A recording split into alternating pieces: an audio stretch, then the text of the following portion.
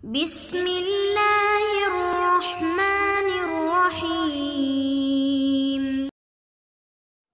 اعوذ باللہ من الشیطان الرجیم، بسم اللہ الرحمن الرحیم۔ عزیز طلبہ کرام، آج ہم اصول الفقہ المظفر صدوم کا سبق نمبر 93 پڑھنے جا رہے ہیں، اور آج انشاءاللہ بیان کریں گے اجتماع امر و نہی کی بحث کے تیسرے حصے کو۔ چونکہ ہم نے ابتدا میں بیان کیا تھا کہ ہم اس باب کے اندر آنے والی جو خاص اصطلاحات ہیں پہلے ان کی وضاحت کریں گے، اس کے بعد انشاءاللہ پھر بیان کریں گے کہ اس بحث میں ہمارے اجتماع سے مراد کیا ہے۔ یہ جو ہم کہتے ہیں کہ ایک مقام پہ امر بھی جمع ہو جائے اور نہیں بھی جمع ہو جائے، اس سے پھر ہماری مراد کیا ہے۔ اب تک ہم نے تقریباً 2 طرح کی اصطلاحات کی وضاحت کر دی، جن میں سے پہلی اصطلاح تھی اجتماع کے بارے میں، دوسری جو اصطلاح تھی وہ واحد کے بارے میں تھی، اور اب بیان کرنے جا رہے ہیں تیسری اصطلاح کو، جو کہ جواز کے بارے میں ہے۔ مصنف فرماتے ہیں کلمہ جواز جو ہے وہ تقریباً 4 طرح کے معنی میں استعمال ہوتا ہے۔ پہلا ہے جواز عقلی بمعنی امکان کے، یعنی جب ہم کہتے ہیں جائز ہونا تو اس کا مطلب ہے کسی چیز کا ممکن ہو، جیسا کہ اکثر طور پہ جب عبارات میں دیکھتے ہیں جہاں پہ یجوز لکھا ہوتا ہے تو اس کا معنی ہوتا ہے یمکن ہو، اور مطلب یہاں پہ جواز کا معنی امکان کے ہوگا، وہ امکان جو کہ استحالہ یعنی محال ہونے کے مقابلے میں آتا ہے۔ دوسرا معنی ہے کہ جواز عقلی بمعنی حسن کے، یعنی جب ہم کہتے ہیں یہ چیز جائز ہے، اس کا مطلب کیا ہے یہ چیز اچھی ہے، اس کو انجام دینا تمہارے لیے بہتر ہے، نہیں یہ ایسا جواز ہے کہ جو قبح عقلی کے مقابلے میں آتا ہے۔ اور تیسرا معنی یہ کہ جواز جو کہ توسیع اور آزادی کے معنی میں ہوتا ہے، یعنی کیا مطلب یہ تمہارے لیے کام کرنا جائز ہے، یعنی تمہیں آزادی ہے، تم اسے کرو یا تم اسے نہ کرو، البتہ یہ آزادی وجوب اور حرمت کے مقابلے میں آتی ہے۔ اور چوتھا معنی جواز کی یعنی احتمال، یعنی یہاں پہ ایک چیز جائز ہے، یعنی اس چیز کا بھی وہاں پہ احتمال پایا جاتا ہے۔ تو کلی طور پر ہمارے سامنے تقریباً 4 طرح کے جواز کے معانی آتے ہیں۔ مصنف فرماتے ہیں کہ ان 4 معانی میں سے ہماری مراد پہلا اور دوسرا دونوں معانی ہماری مراد ہے۔ فرماتے دونوں معانی کیوں مراد ہے؟ فرماتے اس لیے کہ چونکہ دیکھا جائے تو حقیقت میں دونوں معانی ایک جیسے ہی ہیں۔ جب ہم کہتے ہیں کہ کوئی چیز فلاں عقلاً کبیر شمار ہوتی ہے تو اس کا مطلب کیا ہے کہ اس کا واقع ہونا محال ہے۔ کیوں؟ اس لیے کہ جو چیز کبھی ہوتی ہے مولا حکیم اس کو کبھی بھی انجام نہیں دیتا۔ تو اس اعتبار سے فرماتے پہلا اور دوسرا معنی تقریباً ایک دوسرے کے ساتھ ملتے جلتے ہیں۔ اب فرماتے ہیں یہاں تک ہماری بات ہوگی مکمل اصطلاحات کے حوالے سے۔ ہم نے اجتماع کی وضاحت کر دی، ہم نے واحد کی بھی وضاحت کر دی، اور ہم نے جواز کی بھی وضاحت کر دی۔ مصنف فرماتے ہیں اب ہم بیان کرتے ہیں کہ ہمارا ما نحن فی کیا ہے، ہم کس چیز کے بارے میں یہاں پہ گفتگو کر رہے ہیں، اس اجتماع سے ہماری مراد کیا ہے۔ مصنف فرماتے ہیں اگر امر ایک چیز سے متعلق ہو اور دوسری جانب سے ہمارے سامنے نہیں آ رہی ہے، وہ دوسری چیز سے متعلق ہو اور دونوں کی دلیل اطلاق رکھتی ہو، یعنی امر کی دلیل بھی مطلق ہو اور نہی کی دلیل بھی کیا ہو، مطلق ہو، پس اگر مکلف اپنے سوء اختیار کی وجہ سے امر و نہی کو ایک مقام پہ جمع کر دے تو پھر یہاں پہ سوال اٹھے گا، جو ہماری اصل بات ہے وہ کیا ہے کہ آیا یہ امر و نہی دونوں اپنی فعلیت پر باقی ہوں گے یا دونوں میں سے کسی ایک کی فعلیت وہاں پر موجود ہوگی، یعنی یہ دونوں کی فعلیت ہوگی، یا ہم یہ سوال اٹھیں گے کہ نہ دونوں کی ممکن نہیں ہے، محال ہے، بلکہ دونوں میں سے ایک فعلی ہوگا، یا امر فعلی ہوگا یا پھر اس کی جگہ پہ نہی فعلی ہوگی۔ فرماتے ہیں یہ ہمارا بنیادی سوال ہے اس اجتماع امر و نہی کے باب میں۔ پس جو افراد، جو کہ ہم نے بیان کیا تھا کہ یہاں پہ 2 طرح کے گروہ ہیں، بعض افراد جو ہیں وہ اجتماع کے جواز کے قائل ہیں اور بعض افراد ایسے ہیں جو کہ امتناع کے قائل ہیں۔ فرماتے ہیں جو افراد اجتماع کے جواز کے قائل اور کہتے ہیں کہ یہاں پہ امر و نہی ایک مقام پہ جمع ہو سکتے ہیں، فرماتے ہیں وہ کیا کہتے ہیں؟ وہ کہتے ہیں کہ یہاں عمل واحد کی صورت میں امر و نہی دونوں کے دونوں ہی فعلی ہوں گے، یعنی امر کی دلیل چونکہ مطلق ہے وہ بھی فعلیت رکھتا ہوگا، نہی کی دلیل چونکہ مطلق ہے وہ بھی کیا رکھتی ہوگی، فعلیت رکھتی ہوگی۔ پس اگر عمل واحد، یہ عمل واحد کی کیا ضروری ہے؟ عمل واحد کی صورت میں اگر کوئی شخص غصبی مکان کے اوپر، غصبی جگہ کے اوپر نماز ادا کرتا ہے تو فرماتے ہیں کہ اس صورت میں امر و نہی دونوں کی دلیلیں اس کی عمل واحد یعنی اس کی نماز کو شامل ہوں گے، پس یہاں مکلف مطیع بھی شمار ہوگا اور وہ عاصی بھی شمار ہوگا۔ یہ بات ان کی ہے جو کہ جواز کے قائل ہیں۔ لیکن وہ افراد جو اجتماع کے امتناع کے قائل ہیں، کہتے ہیں نہیں، ممکن نہیں، امر و نہی ایک جگہ پہ جمع نہیں ہو سکتے بلکہ اس سے تکلیف محال لازم آتی ہے۔ فرماتے چونکہ یہاں پہ دونوں فعلی نہیں ہو سکتے لہٰذا دونوں میں سے کسی ایک ہی فعلیت سے ہمیں ہاتھ اٹھانا پڑے گا، دونوں میں سے ایک فعلی ہوگا۔ اب پھر قائلین امتناع کے آگے 2 گروہ بن جاتے ہیں، بعض افراد جو امر کی فعلیت کے قائل ہیں اور بعض افراد جو نہی کی فعلیت کے قائل ہیں۔ جو افراد کہیں گے کہ نہی کی طرف جو ہے وہ امر پہ غلبہ رکھے گی تو ان کے نزدیک کیا ہوگا؟ ان کے نزدیک نہی کی فعلیت باقی ہوگی، البتہ جو امر تھا صلاۃ والا اس کی فعلیت ختم ہو جائے گی، پس چونکہ اس نے نہی پر عمل کیا ہے یہ عاصی شمار ہوگا، یہ گنہگار شمار ہوگا۔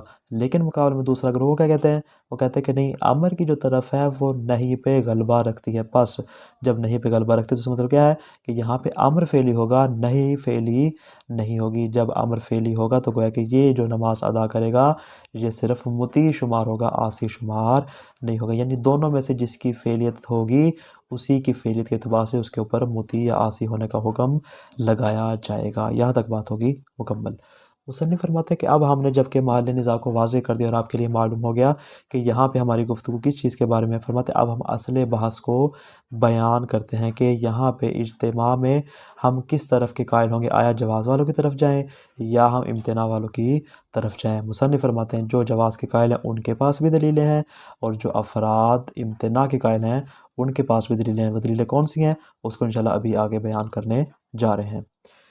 مصنف اصل بحث کو بیان کرنے سے پہلے دو طرح کے مقدمات کو بیان فرماتے ہیں۔ کہتے ہیں پہلا مقدمہ یہ ہے کہ جتنے بھی احکام شرعیہ ہیں وہ ہمیشہ عناوین کلیہ اور تبع کلیہ پر آتے ہیں، یعنی جو طبیعت مطلق ہوتی ہے، جو عناوین مطلق ہوتے ہیں ان کے اوپر بطور کلی احکام شرعیہ لاگو ہوتے ہیں۔ البتہ جب کسی عنوان کے اوپر کوئی حکم شرعی آ جائے اس کے متعلق تو وہاں پہ سوال اٹھے گا کہ آیا یہ عنوان معنون کی جانب سرایت کرتا ہے یا سرایت نہیں کرتا، یعنی حکم جو ہے وہ خود عنوان صلاۃ کے اوپر ہے یا وہ حکم اس معنون کے اوپر، معنون صلاۃ کیا ہے، اس کا مصداق خارجی، اس کا فرد خارجی، یعنی خارج میں جو وہ نماز پڑھ رہا ہے آیا اس کے اوپر بھی وہ حکم آئے گا یا یہ حکم صرف اس کے عنوان کے اوپر ہوگا۔ مصنف فرماتے ہیں یہاں پر دو طرح کے نظریے ہیں۔ ایک گروہ کے نزدیک چونکہ سرایت کر جاتے ہیں، یعنی کیا مطلب، ہمیشہ حکم جو ہے وہ صرف عنوان کے اوپر نہیں ہوتا بلکہ عنوان کے ساتھ ساتھ معنون کو، اس کے افراد کو بھی شامل ہوتا ہے، یعنی امر و نہی مصادیق کے خارجیہ کے لیے ثابت ہوتے ہیں، یعنی امر و نہی خود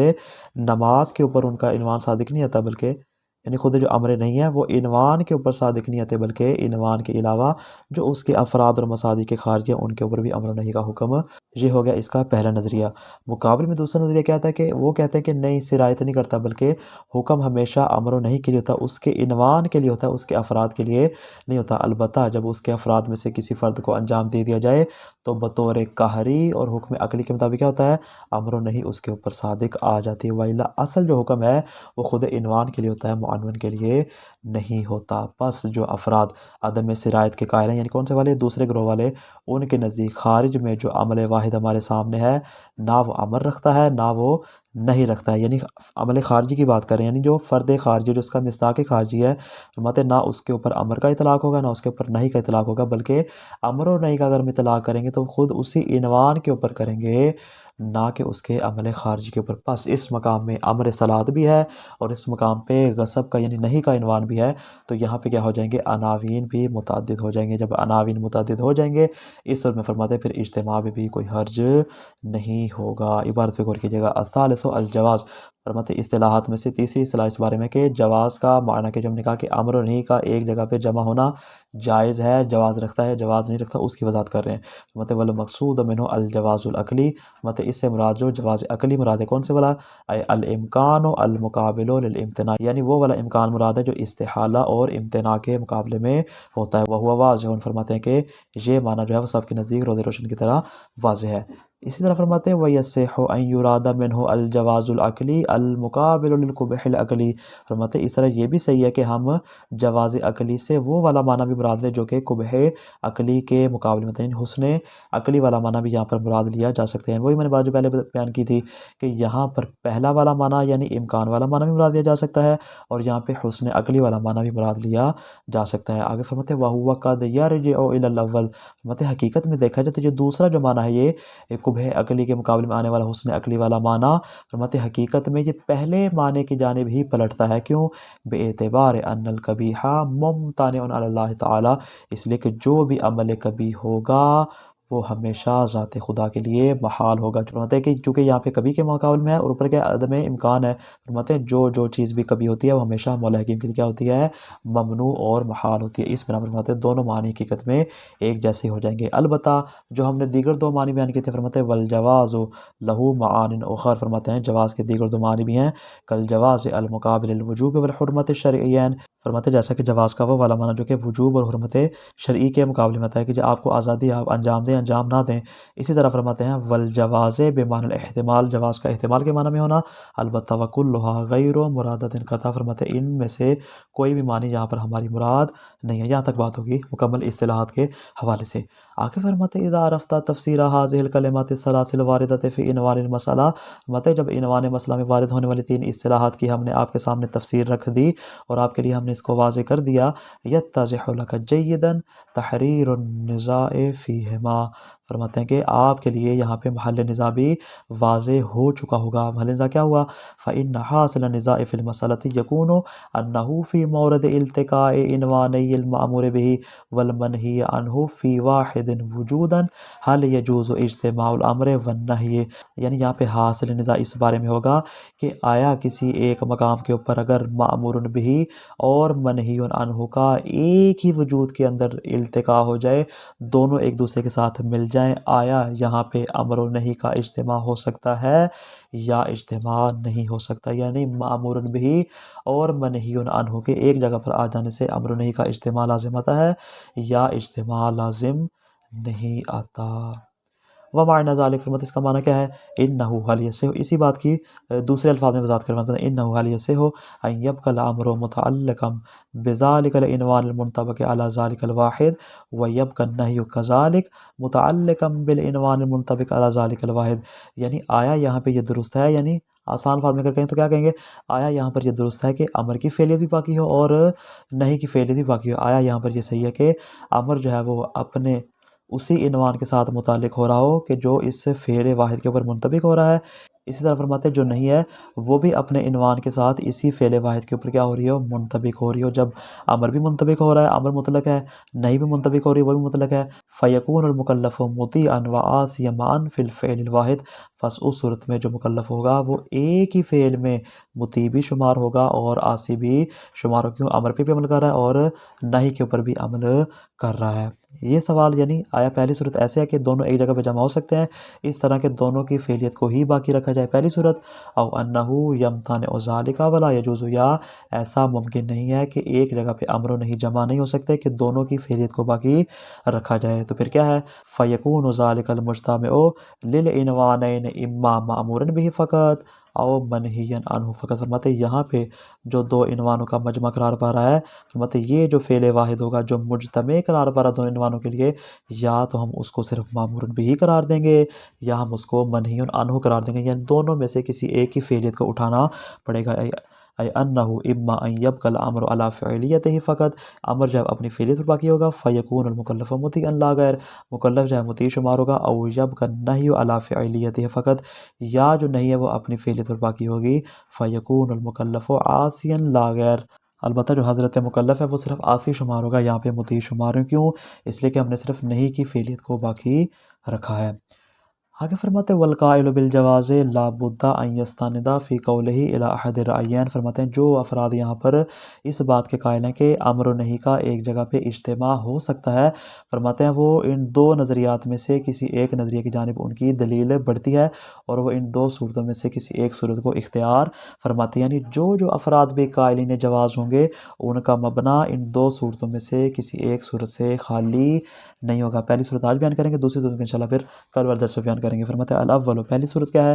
ان یرا ان العنوان بنفسہ ہوا متعلق تکلیف، یا تو ان کا مبنا یہ ہو کہ جو خود عنوان ہے وہ متعلق تکلیف قرار پاتا ہے، ولا یسر الحکم الی المعنون، عنوان کا جو حکم ہے وہ اس کے افراد اور اس کے مصادیق خارجی اور اس کے معنون کی جانب سرایت نہیں کرتا۔ وہی پہلے والی بات جو میں نے بیان کی کہ آیا یہاں پہ یہ افراد سرایت کے قائل ہیں عدم سرایت کے، فرماتے یہ والے افراد جو اجتماع کے قائل ہیں وہ حقیقت میں عدم سرایت کے قائل ہیں کہ حکم جو ہے وہ ہمیشہ عنوان کے اوپر ہوتا ہے، اس کے مصادیق خارجی پر نہیں ہوتا۔ فانطباق عنوانین علی فعل واحد، اگر خارج میں فرماتے ہیں آپ کو کوئی ایسا فعل نظر آتا ہے کہ جس کے اوپر امر کا عنوان بھی صادق آ رہا ہے، جس کے اوپر نہی کا عنوان بھی صادق آ رہا ہے، لا یلزم منہ ان یکون ذالک الواحد متعلقا للحکمین، فرماتے اس سے لازم نہیں آئے گا کہ اس ایک واحد کو ہم دو حکموں کے لیے متعلق قرار دے دیں، امر کے بھی قرار دے دیں اور نہی کا بھی متعلق قرار دیں۔ فرماتے ایسا ممکن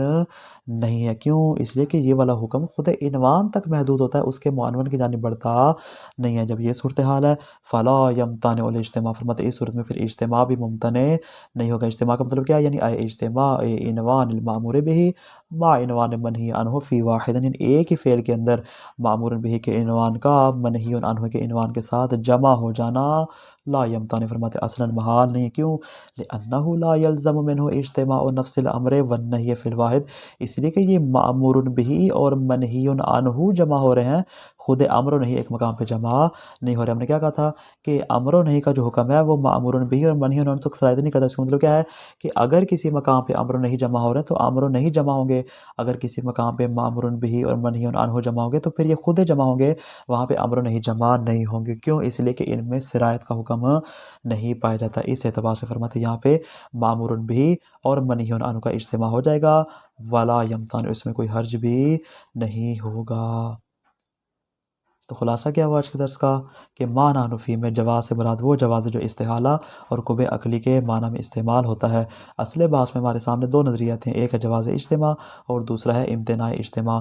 قائلین امتناع کے دو گروہ ہیں، بعض کے نزدیک امر کی فعلیت ثابت ہے اور بعض کے نزدیک کیا ہے فقط اور فقط نہیں کی فعلیت ثابت ہے، دونوں میں سے ایک کی فعلیت ہوگی، دونوں کی نہیں ہوگی۔ اصل دلائل کو بیان کرنے سے پہلے مصنف دو طرح کے مقدمات بیان فرماتے ہیں۔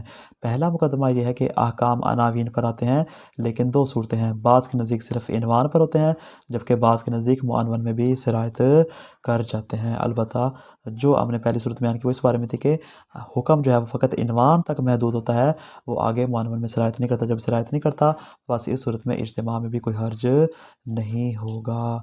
جن افراد کے نزدیک صلاحیت نہیں کرتا فرماتے ہیں ان کے نزدیک اجتماع امر و نہی میں کوئی حرج نہیں، کیوں؟ اس لیے کہ یہاں پہ اصلاً اجتماع امر و نہی لازم نہیں آ رہا بلکہ اجتماع مامور بہ اور منہی عنہ لازم آ رہا ہے، جس میں کوئی حرج بھی نہیں ہے۔ والسلام علیکم ورحمۃ اللہ وبرکاتہ۔